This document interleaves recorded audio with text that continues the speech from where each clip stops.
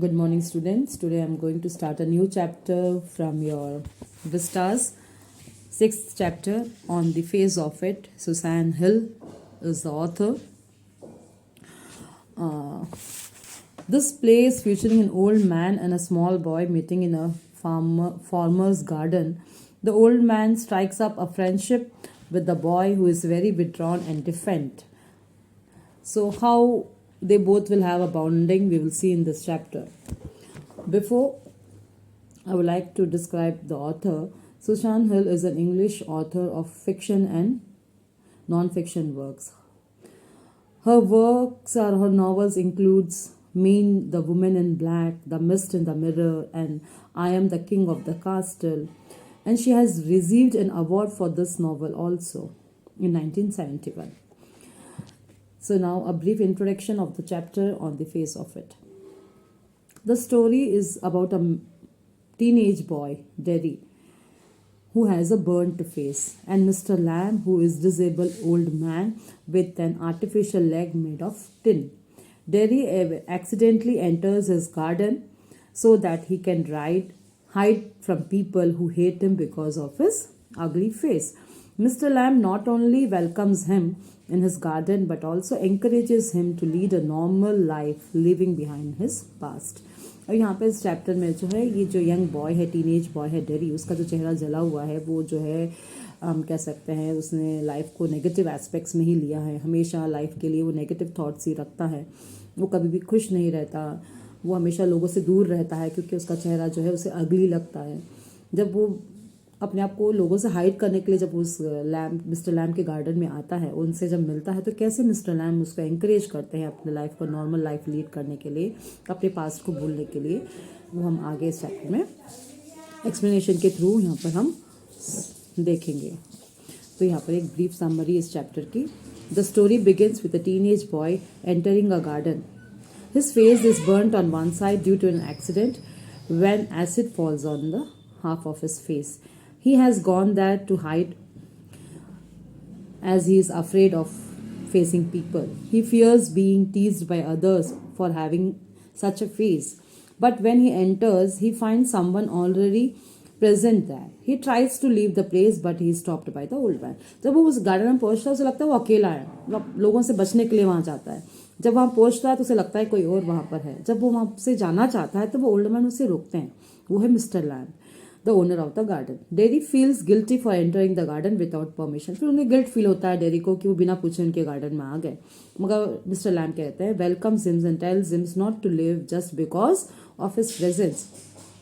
Dairy wants to leave as he thinks people don't like his face and more over. और वो यहाँ से जाना चाहता है डेरी क्योंकि वो सोचता है कि लोग जो है लोगों को उसकी प्रेजेंस अच्छी नहीं लगती और उसके चेहरे को देख के लोग डर जाते हैं या जो भी है, तो इसलिए वो वहां पर रहना नहीं चाहता, वो वहां से जाना चाहता है. But mister Lamb insist he stay that. वो इंसिस्ट करते हैं कि तुम यहाँ पर रुको. They enters into the conversation that how Derry is not like by anyone and how hates the people behaving like with him. और वो डेरी अपने सारी चीज़ें जब कॉन्वर्जेशन करते तो बताता है कि कैसे वो उसे वो लोगों के साथ उसे पसंद नहीं रहना, वो लोगों को क्यों हेट करता है, लोग किस तरह के हैं, उस टाइप के कॉन्वर्जेशन को चलते हैं यहाँ पर. मिस्टर लैम जो है उसे कंसोल करने की कोशिश करें, tries to console him. He tells him that he was a tin leg, he has a tin leg and kids make fun of him, still he is not depressed and enjoys his life. अब mister Lam भी अपनी story बताते हैं. वो कहते हैं कि लोग भी उन्हें जो है चिढ़ाते हैं क्योंकि उनका पाँव जो है टिन का है और बच्चे उसके नाम से भी उन्हें फन मेक करते हैं बच्चे भी. फिर भी वो जो है डिप्रेस्ड नहीं है, फिर भी लाइफ को एंजॉय करते हैं. They both talk about various things and this leads to the revelations of Derry's fear. बहुत सारी चीज़ों के बारे में बात करते हैं. इसी में जो है थोड़ा सा डेरी की लाइफ में कुछ चेंज आते हैं.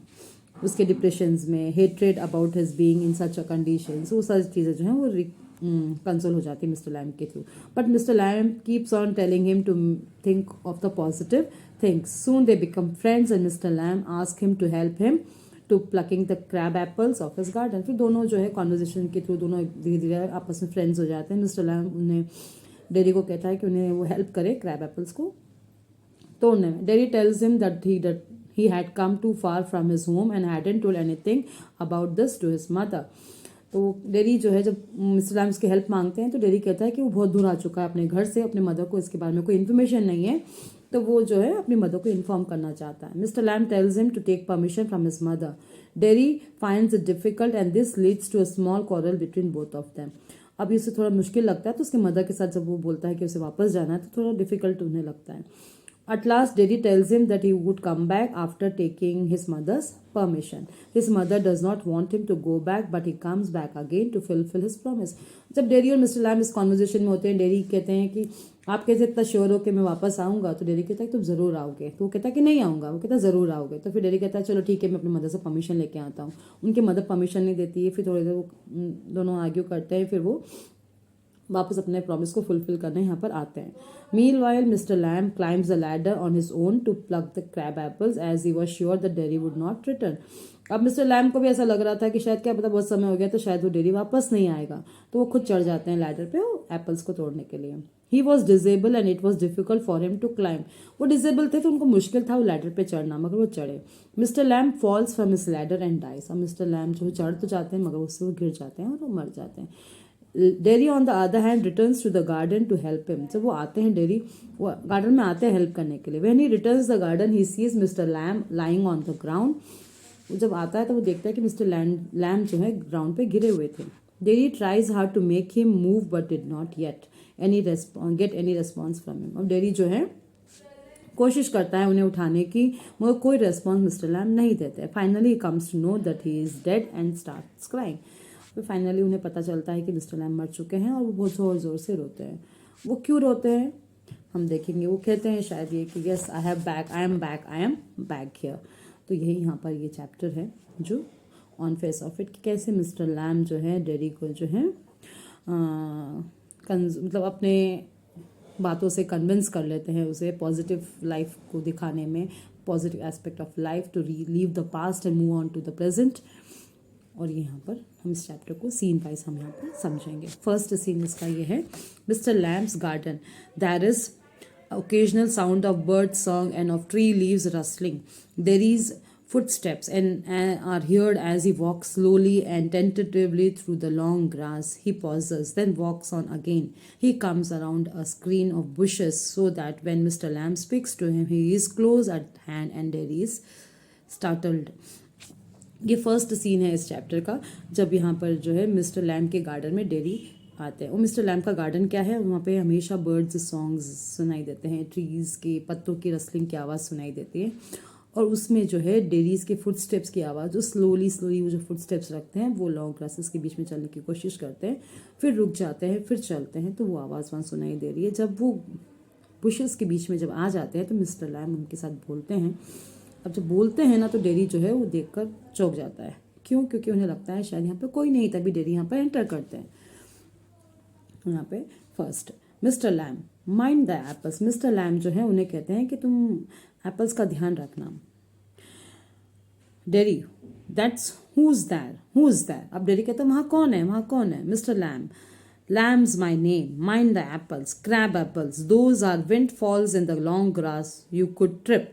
मिस्टर लैम कह रहे थे कि उनको अपना नाम पता था, मेरा नाम ये है लैम्प, और माइंड यहाँ पर क्रैब एप्पल्स गिरे हुए हैं हवा से, विंड फॉल से, वहाँ पर लॉन्ग ग्रासेस में गिरे हुए हैं, तुम यहाँ से ट्रिप हो सकते हो। तो यहाँ पर मिस्टर लैम जो है उन्हें कहते हैं, Derry I thought this was an empty place, I did not know there was anybody here. अब डेरी बोलता है कि मुझे लगा कि यहाँ पर जो है खाली जगह है और मुझे लगा कि कोई नहीं है यहाँ पर, इसीलिए मैं यहाँ पर आया हूँ। Mister Lamb that's all right, I am here, what are you afraid of boy, that's all right. Mister lamb के तो कोई दिक्कत नहीं है, कोई बात नहीं, तुम किस चीज़ से डर रहे हो, सब ठीक है, कोई बात नहीं, अगर आ गए तो क्या प्रॉब्लम है। I thought it was empty, an empty house, so it is since I am out here in the garden, it is empty until I go back inside. In the meantime, I'm out here and likely to stop. A day like this, beautiful day, not a day to be indoors. यहाँ पे Mr Lam बोलते हैं कि हाँ ये घर खाली ही है क्योंकि मैं यहाँ पर गार्डन में हूँ और जब तक मैं अंदर नहीं जाऊँगा तब तक वो खाली ही रहेगा और मैं यहाँ पर बट दिन भर यहाँ पे ब्यूटीफुल डे को एंजॉय करने के लिए यहाँ बैठा हूँ, not a day to be indoors. ये दिन इतना सुंदर है कि मैं घर के अंदर रहने के लिए नहीं है ये दिन, इसलिए मैं आज यहाँ पर गार्डन पे बैठा हूँ। तो डेरी यहाँ पर पैनिक हो जाता है, आई हैव टू गो, ऐसा यहाँ पर डेरी बोलता है कि मुझे जाना पड़ेगा, क्योंकि डेरी हमेशा अकेला रहना पसंद करता है, उसे लगा कोई नहीं है इसलिए वो एंटर करता है गार्डन में। मगर मिस्टर लैम की आवाज़ सुनकर, उनके वर्ड सुनकर वो पैनिक हो जाता है, वो कहता है मुझे यहाँ से जाना होगा। हम आगे नेक्स्ट वीडियो में कंटिन्यू करेंगे इस चैप्टर को। Thank you.